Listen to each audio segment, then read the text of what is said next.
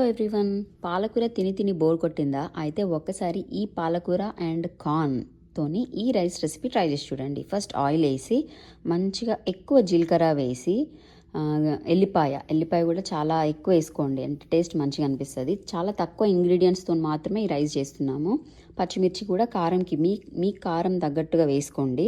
కొంచెం ఫ్రై చేసి దాంట్లో 80% ఆఫ్ ఎక్కువ క్వాంటిటీ పాలకూర ఉండేలాగా చూసుకోవాలన్నమాట. నా దగ్గర ఉడకబెట్టిన ఫ్రోజన్ కార్న్ కూడా ఉంది, నేను దాన్ని కూడా వేసి మంచిగా ఫ్రై చేసినాను. పాలకూరలో ఉన్న వాటర్ ఆల్మోస్ట్ 80% కుక్ అయిపోయింది అన్న టైంలో సాల్ట్ అంటే ఉప్పు, ధనియా పొడి, పసుపు ఇవి 3 వేసి కొంచెం అట్లా ఫ్రై చేసినట్టు చేసిన తర్వాత నా దగ్గర ఆల్రెడీ కుక్ చేసి పెట్టుకున్న రైస్ ఉంది. సో అది చల్లగా అయిపోయి ఉంటుంది కదా, ఆ రైస్ని దీంట్లో తీసుకొచ్చి వేసి మంచిగా కలిపేసి మూత పెట్టి 5 minutes సిమ్లో కనుక పెట్టేసి ఆఫ్ చేసిన తర్వాత రెడీగా సర్వ్ చేసుకునేటప్పుడు పైనుంచి నిమ్మకాయ స్క్వీజ్ చేసుకొని తినండి. అసలు ఎంత టేస్టీ అనిపిస్తుంది అంటే, ఇంత తక్కువ ఇంగ్రీడియంట్స్తో ఇంత టేస్టీ ఫుడ్డా అని మీకే అనిపిస్తుంది. ఒక్కసారి ట్రై చేసి చూడండి.